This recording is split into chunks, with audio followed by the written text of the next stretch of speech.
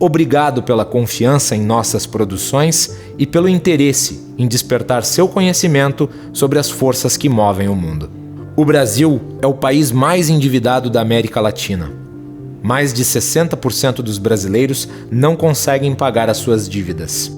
Por isso, fomos em busca de um conteúdo inédito, para que todos aprendam a lutar e buscar por mais uma liberdade, a sua liberdade financeira. Convidamos você a entrar nessa jornada, seja para conquistar seus sonhos, proteger o seu patrimônio ou estar preparado para lidar com o seu futuro. Atenção!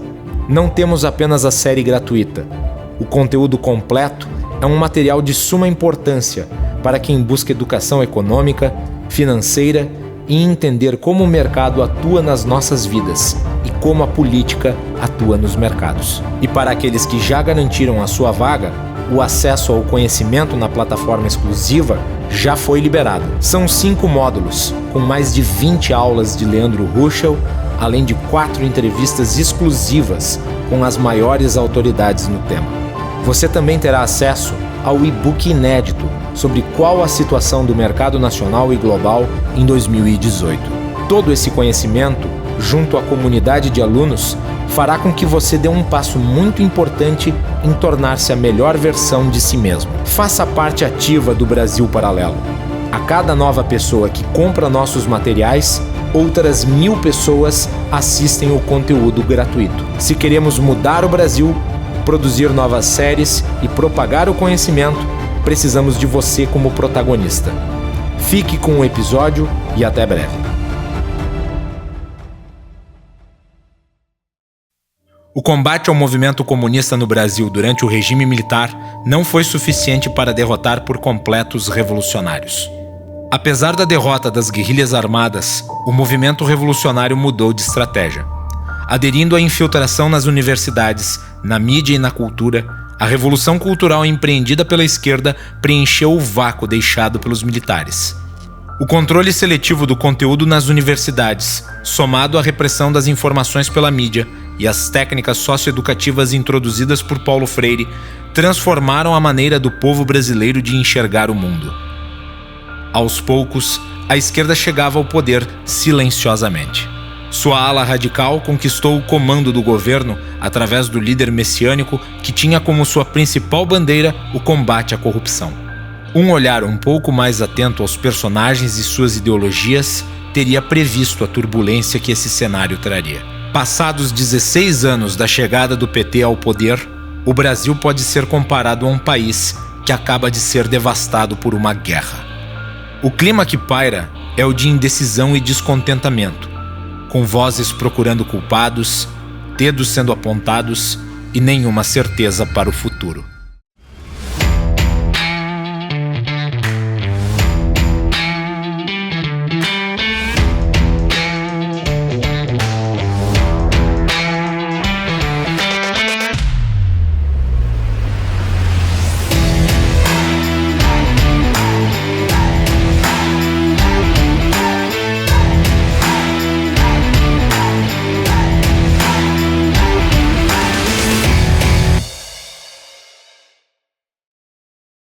Chegamos então, à corrida presidencial, que talvez seja a mais importante da história brasileira. Nós tivemos um encontro novamente com a verdade, quando nós tivemos a recessão criada por uma série de decisões erradas do passado por um governo que por muitos era avaliado como um governo perfeito, e demonstrou ser um governo que tomou decisões políticas equivocadas, tomou decisões econômicas equivocadas, perdeu oportunidades para se fazer reformas e, ao mesmo tempo, produziu o maior escândalo de corrupção, o maior esquema de corrupção da história do planeta. E tinha claramente objetivos totalitários, tinha o interesse de ficar no poder para sempre, essa que é a verdade. E precisava gerar situações de bonança artificial para conseguir votos.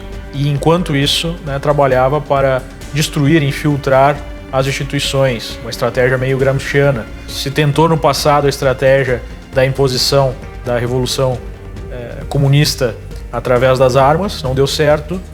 E depois disso, a esquerda brasileira e talvez até a esquerda mundial adotou o Gramsci como seu grande guia, o seu grande guru, o seu grande filósofo, que defendia aí a mudança gradual, uma mudança cultural, né, com a aceitação aos poucos do ideal, né, socialista, e com a tomada de espaços, com a infiltração do Estado, da estrutura do Estado ou de outras estruturas de poder, para que elas sendo tomadas, produzindo uma revolução de dentro para fora, seria uma revolução que automaticamente seria completada sem nenhuma ruptura, né? Basicamente, nós temos esse contexto histórico onde esse projeto foi colocado em prática e nós tivemos aí uma freada, né, uma ruptura nesse processo através da crise econômica por um lado e por outro lado da exposição do nível de corrupção que nós tínhamos no governo, talvez da maneira mais clara que nós já tivemos na nossa história. E é por isso que essa eleição é tão importante. O país chega com uma total descrença na classe política e talvez até uma descrença muito grande no próprio processo democrático. E nós chegamos então nessa situação onde há uma parte da população que acredita ainda no modelo socialista, até porque é o modelo mais fácil de acreditar, né? É muito mais fácil você achar que você é pobre porque alguém está te explorando, alguém está te roubando, não é por responsabilidade sua. É muito mais fácil imaginar que por algum plano econômico, ou por alguma mágica, ou por algum governo redistributivo, você consiga, né, melhorar a sua qualidade de vida. Então ainda há uma parcela significativa da população brasileira, depois de décadas de uma cultura socialista praticamente hegemônica na sociedade, na academia, né, na imprensa, que acredita que esse é o caminho. E nós temos, por outro lado, uma parcela também significativa da população que hoje é muito mais descrente do Estado, né, que é empreendedora, que busca criar valor, que busca trabalhar pesado, que busca a inovação, que busca enriquecer por conta própria, né? Que não está nem um pouco satisfeita com a situação que nós temos, com a alta carga tributária, com o não funcionamento, né, do Estado em todos os seus níveis e que quer uma mudança. Então esse choque de visões para a sociedade, talvez ele nunca esteve tão exacerbado. A polarização política foi um dos eventos mais notáveis no Brasil nos últimos anos. O desastre econômico e social causado pelos governos do PT escancarou que as políticas socialistas resultam no oposto do que prometem ser. Fator importante para essa polarização foi o aumento do alcance das redes sociais. O compartilhamento de informações se tornou uma ferramenta do povo para fugir da censura e da desinformação praticada pela grande mídia. Apesar de parte da população ainda acreditar nas promessas de políticos, o fluxo de informações causou um despertar nunca antes visto. Esse despertar foi responsável pelo impeachment de Dilma e pode ser decisivo nas eleições deste ano. O delicado cenário brasileiro faz com que essas eleições sejam cruciais para o futuro do país. Então chegamos às eleições com basicamente 3 cenários que podem ser desenrolados, na minha opinião. Um cenário, nós temos uma visão de direita, né, e de fato uma direita com valores conservadores, que coloca como algo muito importante a questão da lei e da ordem, de uma certa reconstrução de um país destruído pela corrupção moral, pela corrupção intelectual, pela corrupção financeira. E hoje nós temos uma base muito pequena de congressistas que representam de fato essa visão. Por quê? Porque ela significa um Estado menor. E no Estado menor você tem menos espaço para concentrar poder e para ter acesso a recursos, seja de maneira legal, seja de maneira ilegal. Então, esse é um problema do ponto de vista da praticidade desse projeto, né? Esse projeto sendo vencedor nas urnas, ele significa um nível grande de estresse, porque ele significa uma mudança mais profunda da organização do Estado. Então isso precisa ser observado quando nós pensamos nos desdobramentos, novamente, econômico, políticos e sociais. Do ponto de vista econômico, aumenta, digamos assim, o risco desse projeto, no sentido de que, se ele der certo, ele pode representar uma mudança significativa e muito positiva para o país, mas que ele tem menor capacidade, né, de dar certo, menor chance de dar certo, por conta de todas as forças contrárias a ele, né, por décadas ou até séculos, né, de oligarquias brasileiras que controlam, que concentram o poder. O mercado financeiro, de uma maneira geral, observa com reservas esse projeto. Número 1, o mercado vê aí com desconfiança a capacidade dessa pessoa de fato ser liberal, porque especialmente o Bolsonaro, ele tem um histórico de defesa de uma visão mais estatista, até talvez por vir do meio militar, né? Uma visão mais estatista, mais nacionalista da economia, mais a ver com o que foi feito ao longo aí de uma boa parte do regime militar. Então, essa é a primeira desconfiança do mercado em relação ao Bolsonaro. A segunda é, de fato, a capacidade de aprovar as reformas necessárias, especialmente aquelas que são mais agudas, por ter essa oposição, né? Tem uma base pequena, partido pequeno com pouca estrutura partidária, pouca estrutura financeira, enfim, estrutura de pessoal, estrutura de projeto, e pouca interlocução com o Congresso Nacional. Pelo menos nesse momento há uma grande dúvida em relação à capacidade de aprovar reformas do projeto.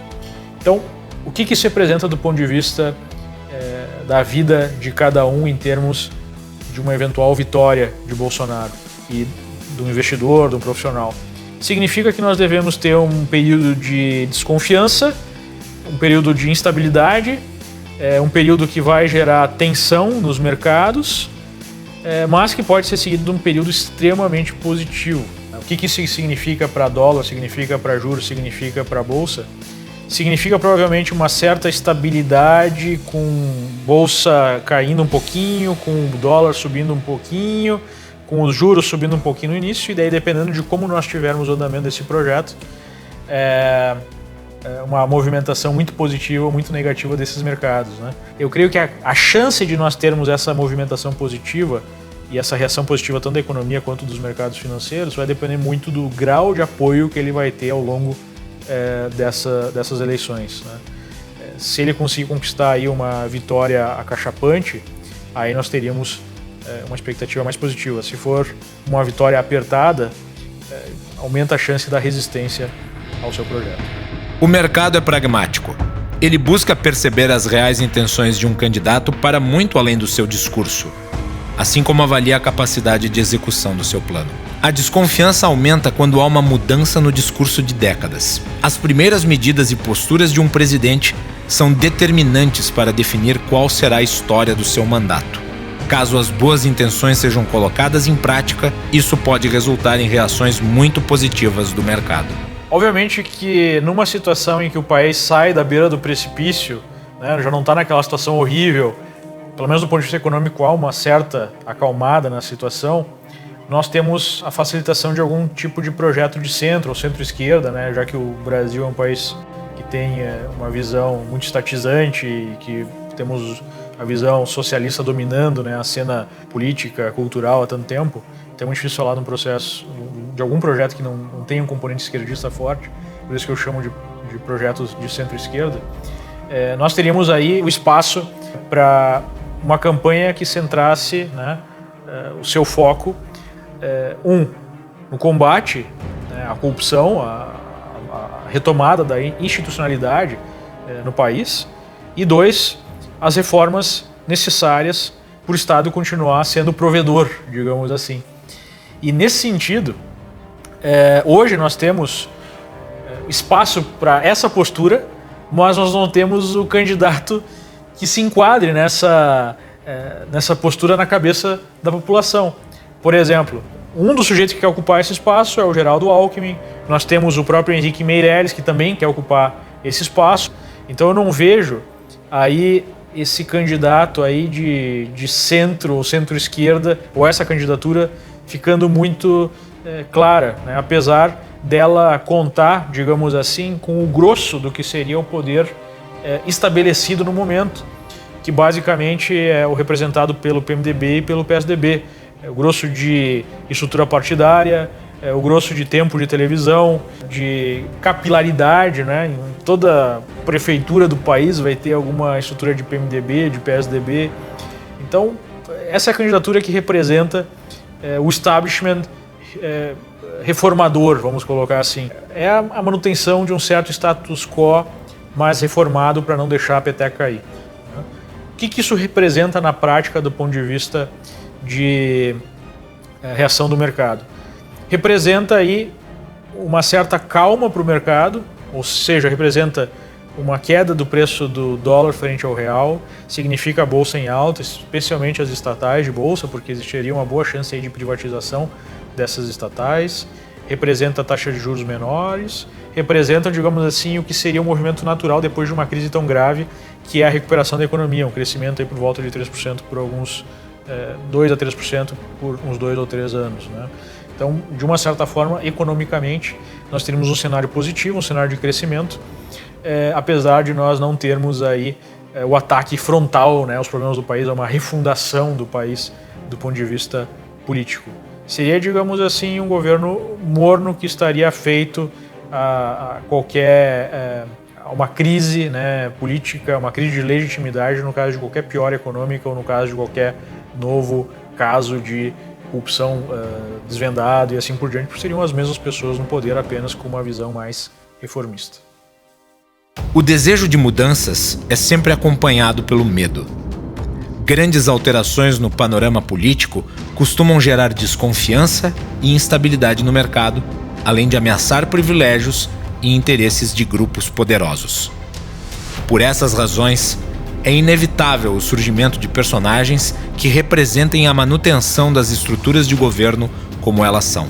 Porém, existe uma mentalidade forte entre os brasileiros que influencia o voto de milhões de pessoas. A noção de que o Estado deve ser assistencialista e provedor. Este cenário representa a marcha ré de volta ao precipício. E nós temos o terceiro cenário, que é o cenário de esquerda, né? Que virá com a velha desculpa da esquerda de sempre. Não é que o nosso projeto é errado, é que as pessoas, né, cometeram erros, cometeram crimes, se corromperam, o projeto se perdeu por conta disso. Então, o que nós teremos será uma reformulação da velha pílula, que a solução para resolver a pobreza ou resolver a crise é que nós precisamos de um Estado mais forte, um Estado que promova a justiça social. E aí nós teríamos um ajuste fiscal, né, que nós precisamos, ao invés do corte de impostos ou do corte de benefícios, né, de gastos do governo, da máquina pública ficando mais enxuta, mais eficiente, exatamente o contrário, né? Nós precisamos aumentar a arrecadação, né? Os ricos precisam pagar mais por esse ajuste e nós teríamos então um aumento do tamanho do Estado para resolver a questão do déficit. Via de regra, com aquela visão reinante, né, de Estado como o principal personagem, como aí o sujeito da história, o sujeito da economia, o sujeito que vai regular a iniciativa privada em todos os seus detalhes, que vai regular o comportamento das pessoas e que vai promover a prosperidade, a igualdade, a justiça social, né? Basicamente, do ponto de vista econômico, né, o candidato econômico, político, social, o candidato que representa melhor esse projeto neste momento é Ciro Gomes. Ciro Gomes já deixou claro que ele vê como modelo de Estado, modelo de organização social, um modelo chinês, que é o Estado concentrador de poder e a iniciativa privada podendo gerar eficiências maiores, mas desde que sob a tutela do Estado, né? E ele vê aí alguns aspectos estratégicos, algumas empresas estratégicas, como a Petrobras, como a Eletrobras, outras grandes estatais, como necessárias para desenvolver as políticas de Estado, né? E já colocou o interesse de aumentar impostos, de fazer uma reforma da Previdência bem específica. Nós teríamos aí, antes da eleição, se esse projeto estiver despontando como o mais provável, né, a ganhar a eleição, uma alta muito forte no dólar, uma queda muito forte na Bolsa e uma alta dos juros, né, aquele cenário parecido com o cenário pré-eleição de Lula em 2002. Depois da eleição, nós podemos ter algumas surpresas no sentido de ter uma economia muito positiva pelo uso, novamente, de ideias heterodoxas, né? De certas passes de mágica para gerar crescimento econômico num curto espaço de tempo, só que sem bases consistentes. Então, basicamente, nós temos esse projeto de esquerda que hoje é representado principalmente por Ciro Gomes. A liberdade plena jamais passou de um sonho no Brasil, às vezes mais, às vezes menos distante. A insegurança jurídica e a falta de confiança nos políticos fazem com que os perigos de rupturas radicais estejam sempre presentes em nosso país. Os extremos do espectro político não costumam falhar em investir contra a liberdade. E os mercados percebem quando essas investidas se tornam realidade. Nós temos também, eu coloco aí como cenário alternativo, algum projeto disruptivo, que é a possibilidade de nós termos Lula ainda como candidato, e aí num PT raivoso, vamos colocar assim, tentando tirar o atrasado, Eles tentaram produzir a sua revolução e a sua manutenção do poder no Reich aí de 1000 anos de uma maneira mais sutil, mais sorrateira, e não funcionou, perderam o timing. E talvez agora nós teríamos uma vontade, se nós tivermos, para ter Lula como candidato, nós teríamos que rasgar a lei de ficha limpa, nós teríamos que ter um certo golpe da justiça para tirá-lo da cadeia. Então, uma candidatura de Lula ela seria bastante negativa, e uma eventual vitória, passando por cima de uma série de leis, passando por cima de uma série de regras, seria algo extremamente negativo para o país. O outro cenário disruptivo seria exatamente nós temos talvez a reação a esse cenário, ou por algum outro motivo, por uma outra situação de desarranjo completo das instituições, seria de fato algum tipo de imposição de um regime militar. Se nós temos um Congresso, uma justiça e um executivo que está visivelmente tomado por corrupção, onde se olha na Lava Jato, se abre uma investigação, se tem um caminhão de informações de o quanto o governo é corrupto, ineficiente, e o quanto ele olha apenas para os seus integrantes e não para a população, não para o bem do país. Pode ser que em algum momento a população perca de fato a paciência e nós tenhamos uma organização mínima que se aproveite, digamos assim, desse apoio popular massivo para que seja colocado finalmente ordem na casa, de maneira mais agressiva, e se aceite tomar o risco de algum tipo de ação mais agressiva, uma ação mais profunda. E isso, obviamente, produziria, num primeiro momento, um grande desarranjo no mercado. Seria um choque, uma possibilidade que não pode ser descartada. Até algum tempo atrás, a chance disso acontecer é zero. E já faz alguns meses que a chance disso saiu de zero. Talvez esteja aí na faixa de 1%, 2%, não sei. É só um chute que nós podemos dar, mas com certeza não é zero mais. E nós não podemos deixar de avaliar essa possibilidade. A saúde das instituições é o requisito essencial para a prosperidade de uma nação. A sucessão interminável de escândalos nos últimos anos confirma o perigo de termos um Estado gigante, inoperante e frágil. O medo de reviver traumas do passado traz o clamor por ordem às ruas e favorece o discurso de quem apresenta a solução para o caos, a disciplina imposta. Como se proteger do ponto de vista do investidor dessa situação que se apresenta? Basicamente, existem duas posturas aí que você pode adotar. A primeira postura é uma postura geral, uma postura que qualquer pessoa pode adotar em qualquer momento, e que envolve um plano mais passivo de lidar com esse tipo de situação. Infelizmente, no Brasil, menos de 0,8% da população tem investimentos fora do país, denominados em outra moeda. Basicamente, quando você coloca todas as suas cestas, todos os seus ovos na cesta em reais, nós temos aí uma situação onde se o país vai bem, ótimo, se o país vai mal, eu perco o meu poder de compra. Então, é muito importante para manter uma consistência na sua reserva de valor, na sua carteira de investimentos, para mantê-la menos instável ao longo do tempo, que você tenha pelo menos parte dos seus recursos alocados e aí em outras moedas fortes. Uma outra postura é, eventualmente eu tenho uma capacidade maior de identificação das movimentações, Como é que um sujeito mais ativo, que tem maior capacidade de alocação, que é mais afeito a risco, pode lidar com isso? Pode identificar cenários prováveis e apostar nesses cenários. Essa é uma outra possibilidade. E obviamente que você pode usar essas mesmas informações para tomar decisões na sua vida pessoal, na sua vida profissional. Se você é um empreendedor, você sabe pelo menos o risco que você está correndo se você tomar certas decisões. Basicamente é dessa forma que nós vamos nos proteger, evitar ameaças ou buscar oportunidades. Olhando para a história do Brasil, observamos uma sequência de projetos interrompidos. A busca incansável da manutenção do poder cria um sistema injusto de influências externas, discursos populistas, enriquecimento ilícito e estelionato eleitoral. O comando do dinheiro público, através do voto, impulsiona o teatro da falsa prosperidade. O cidadão tem o poder de compreender essa dinâmica, ou de se manter como vítima, comemorando antes da hora e tendo que enfrentar as inevitáveis recessões que nos devolvem para a realidade. Enquanto não houver uma mudança nessa estrutura, o conhecimento desse cenário é a única chave para lucrar com as distorções sistemáticas do governo e proteger o seu patrimônio. Alcançar a sabedoria requer esforço, mas a alternativa é muito mais cara.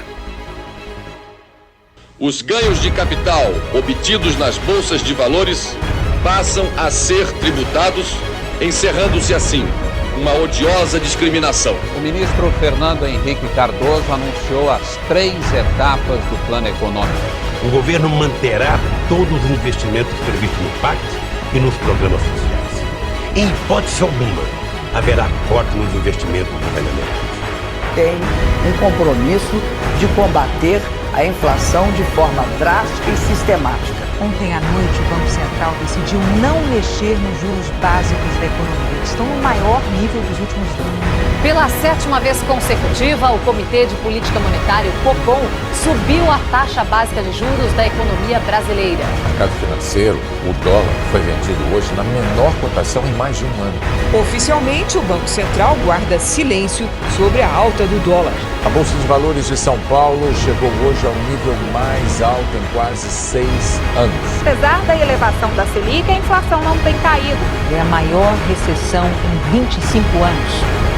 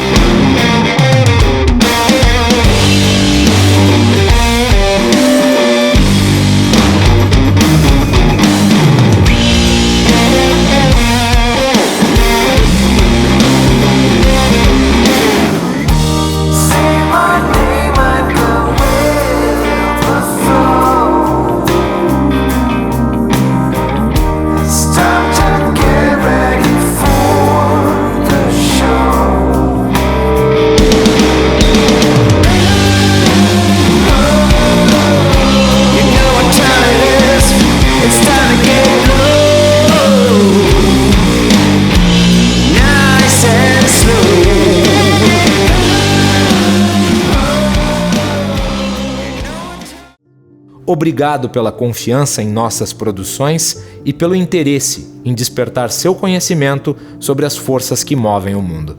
O Brasil é o país mais endividado da América Latina. Mais de 60% dos brasileiros não conseguem pagar as suas dívidas. Por isso, fomos em busca de um conteúdo inédito, para que todos aprendam a lutar e buscar por mais uma liberdade, a sua liberdade financeira. Convidamos você a entrar nessa jornada, seja para conquistar seus sonhos, proteger o seu patrimônio ou estar preparado para lidar com o seu futuro. Atenção! Não temos apenas a série gratuita. O conteúdo completo é um material de suma importância para quem busca educação econômica, financeira e entender como o mercado atua nas nossas vidas e como a política atua nos mercados. E para aqueles que já garantiram a sua vaga, o acesso ao conhecimento na plataforma exclusiva já foi liberado. São 5 módulos, com mais de 20 aulas de Leandro Huschel, além de 4 entrevistas exclusivas com as maiores autoridades no tema. Você também terá acesso ao e-book inédito sobre qual a situação do mercado nacional e global em 2018.